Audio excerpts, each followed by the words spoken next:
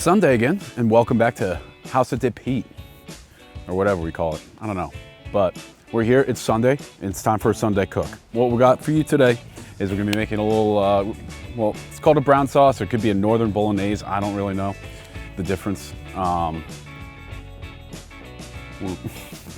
Fuck you. It's just like a rosemary chicken sauce that we like to make with tortellini, and I'll be doing a tricolor tortellini because the colors make me happy. All right.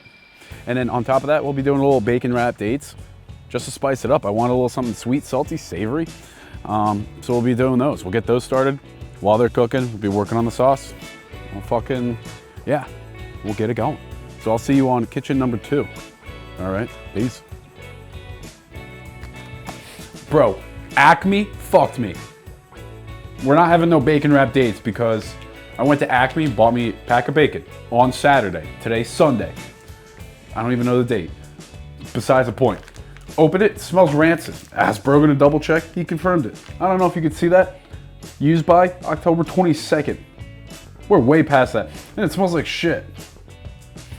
Fuck! No bacon wrapped dates, bro. That's pissing.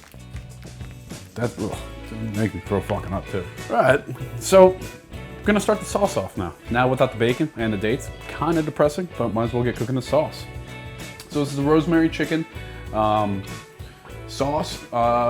Traditionally, my dad always used, when he made this sauce, he did it with the bone-in, skin-on thighs. But as time went on, we've just switched to boneless thighs for ease. Now to start this, we got a pan in here. No oil in it currently, with just the stems of the rosemary.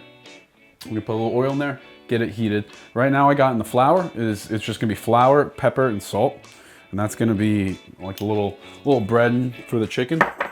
And yeah, so I'm gonna finish this up, get it a little mixed up. I like to just not measure a single thing. But yeah, so this is gonna be their start. And then you're gonna see, after a little cut match, me breading and putting it in hot oil.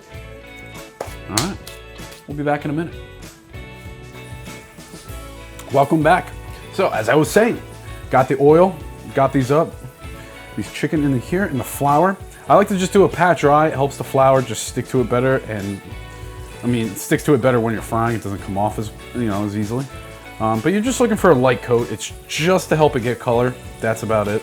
And then the flour comes in handy. It stays in the sauce and helps it thick a little bit, But yeah, so all we're doing is just some oil. Pop in, take a quick peek in there. It's just oil with the stems of the rosemary.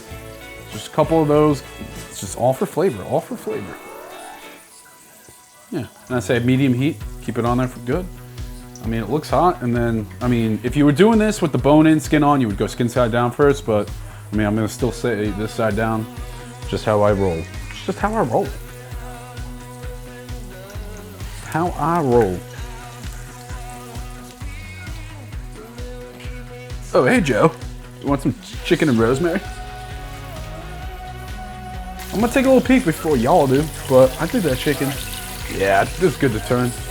We're just looking for a little gold. That's it. It's a little color.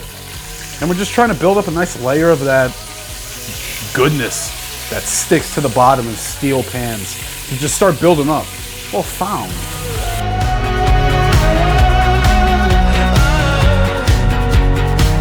Welcome back. Quick time for a Kona break. We've just finished all the chicken, just brown, golden. Still got the oil on there. I did top it off with a little bit more oil. Take a look in there. You can see all that goodness that's built up in there from making the chicken. That's the base of our flavor. So I went ahead and pulled out all the rosemary stems, pulled those out. Just now we have oil and whatever's left in there from the chicken. So what we're gonna do is we got about 3 cloves of garlic just diced up, and we got 3 onions. We're gonna put both of those in there with some diced up rosemary and just let that sweat out, cook it down until it's translucent. From there, once it's translucent, what we're gonna do is add the chicken back in. Normally you would crank the heat up and throw in red wine. I made an whoopsie, forgot to buy the red wine. So in the spirit of keeping it, keeping it alcoholic, I guess, and the need to remove that bottom layer of fondant, we're gonna use a JMO Black Barrel instead. Just a little alcohol that you could cook down. It will help release the stuff on the bottom of the pan, but also add flavor. That's important. And we gotta get this going in here.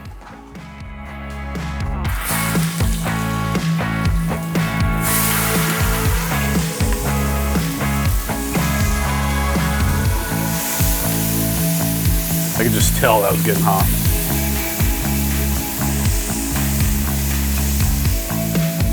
Who knows, cool? Welcome back. So, pop a look in there, bros. Our onions and garlic, nice translucent, ready to go. Looking at good color. So what I got going on right now is I cranked it up to high heat, letting that heat up. While that's starting to heat up, it's time to get our chicken back in. So I'm not gonna try to really pour this too much, because it'll splatter everywhere. Yeah, everywhere. Now it's good. Now that we got the top off, make sure you get all that juice that's in that bowl. Get it. It's the flavor. It's the flavor. So we got the heat cranked up to 10 right now. Like I said, normally you should be using about a cup of red wine to do this, but don't have the red wine. But I still kind of need the alcohol in there to kind of just scrape up that bottom. So we're going with JMO. We're taking a little Irish today. Bro should like that. So yeah, Jameson Black Barrel. It's even a nicer one too. So it's gonna add even more flavor. It's my favorite sipping, actually. That one right there, delicious with an ice cube. Delicious. All right. So, I just want to make sure this gets hot. You want it really hot when you add any alcohol, just so it's not sitting there. You immediately just want to go whoosh. A little more juice in there. Yeah, that's the juice. That's the juice. But I don't know, I'd say you would probably want to use 2 shots worth, I would say. Would be the correct amount.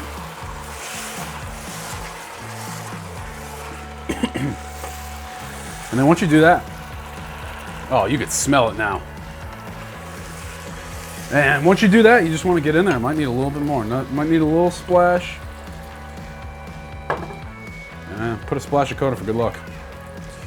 I know the lack of red wine. I need more volume of liquid right now. That's why I threw the Kona in there. Should have used water, but I didn't feel like it. But so all you're gonna do is it's pretty much it. Once you get that in there with the red wine, when it's screaming hot, you're just gonna be able to scrape off that whole bottom.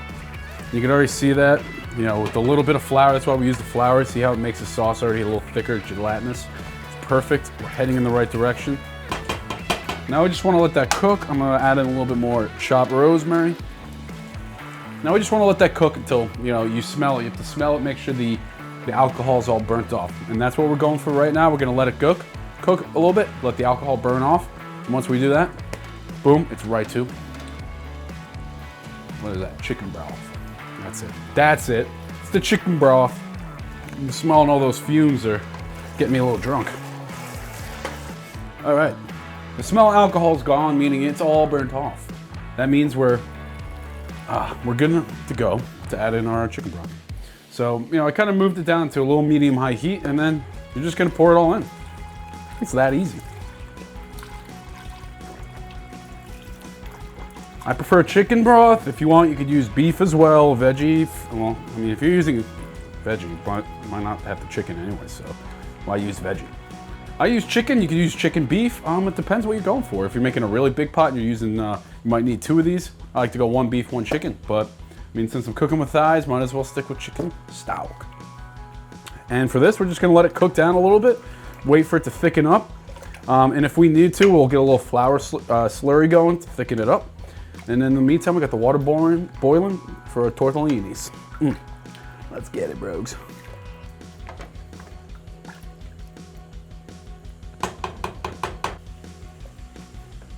Welcome. So we've gotten the sauce put together and we've cooked it down a bit. And now look at it. See, it's lightened up. It's thickened up for sure. And I actually had to go ahead and make a little flour slurry. Just cold water, flour, mix it up, and you pour it in there. What that does is the flour just kind of like thickens up the sauce because you want a little thicker sauce. You're gonna have a bowl with the chicken, tortellini, and you want the sauce to be able to stick to the tortellini and not be a soup, be sauce. Be sauce. So, we're there. So right now, I'm thinking the sauce is looking good. Just gonna let it cook down a little bit more, taste of salt, pepper, you know, adjust that as needed. Right now, I just got a pan of water with salt in it, and I'm gonna get, I mean, the boil's almost there. But once that's going, I'm gonna be using John's Best because it's the best. Tricolor cheese tortellini. Now, that's good stuff. Why tricolor? More fun. Cheese tortellini. You could do meat if you want, but I like the cheese, and John's is my favorite. Been using this all my life. They make great ravioli as well, but we're going with the tortellini today. We're gonna do 2 bags, 2 pounds for all the boys. So we're gonna wait for that boil to really hit it. But until that, just gonna keep stirring this and just letting this cook down. We'll see you in a wee bit.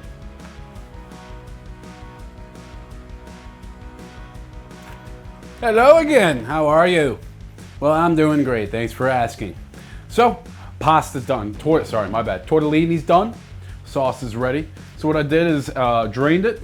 You know, we got a nice al dente, drained it, and then the most important thing to do right after you drain it, put it back in the pot, add some of the sauce in there so it doesn't stick. But yeah, that's it. I mean, it's a simple thing. It took us, I don't know. I mean, it took us longer than normal because 1, I didn't prep, and 2, you know, doing this and filming it. That's why. But it's a really quick sauce, under an hour. And look at it. We just got chicken thighs in a nice sauce, some tortellini, and we'll catch you downstairs with a nice plating and fucking, I don't know, review of it, I guess. So we'll see you. Hello. We're down here, cracking a Kona, about to eat. Cheers. So here's what we got. We got the chicken thighs on top and the tortellini underneath, and we got the sauce mixed in. Now, we did a little sprinkle of Parmesan cheese, and I like to do a lot of black pepper. That's my favorite way of eating it. Now, like I said, we get the tricolor. It's fun. Let's get a piece of chicken in there. Get that in that juice.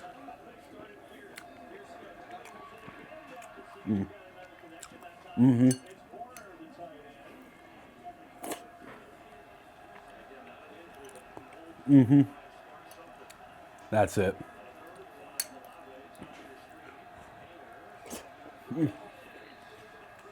One of my favorite recipes growing up. My dad used to make it for us all the time. Me and my sister loved it. Everyone that we showed this and made this for always turned out to be one of their favorites. I mean, Brogan, he's been over my house a countless amount of times and has eaten this throughout the years. Any big party, make a fat tray of this. It's just the shit. It's easy, it's delicious. And I mean, other than the tortellini, it's pretty healthy. I mean, this is my favorite. I'm gonna go with 9.2 on this bad boy. But I might be a little biased. There's a lot of history, a lot of love in this flavor. But you know what? Until next week, or until another week, I got another recipe coming up that's also a favorite. But before you stop it, Brogan, give me that camera.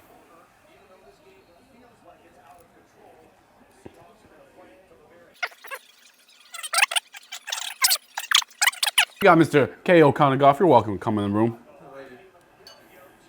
How are you liking it, sir? Delicious. Delicious. Ate all that standing up. I feel bad for the man. Well, that's it. 9-3. Hits me with the 9-3. Kid needs a Kona. And from all of us, that's it.